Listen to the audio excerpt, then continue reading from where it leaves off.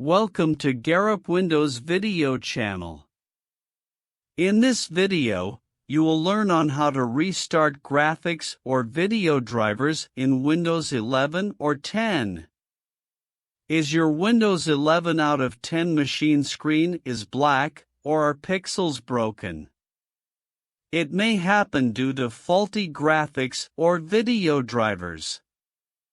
Due to some reason, if your PC display is not working, a restart of the graphics card may help you.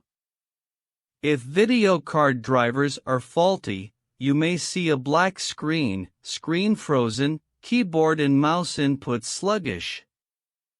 This points out that the display or the graphics driver has some problems.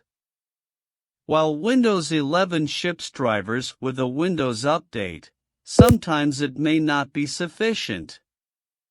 Restarting the graphics driver manually in Windows 11 tense may be an excellent solution. How to restart graphics or video drivers in Windows 11 or 10. Using the black screen recover keyboard shortcut, you can easily and quickly restart graphics or video drivers on a Windows 11 10 computer. If your display is black after booting your PC, you can still restart your graphics or video drivers on your PC.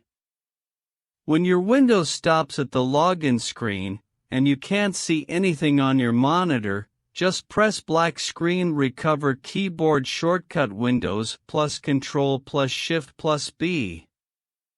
That's it. You will hear a big sound, and your monitor will blink once. Restarting graphics drivers is completed. I hope this helps you troubleshoot display issues. Thank you.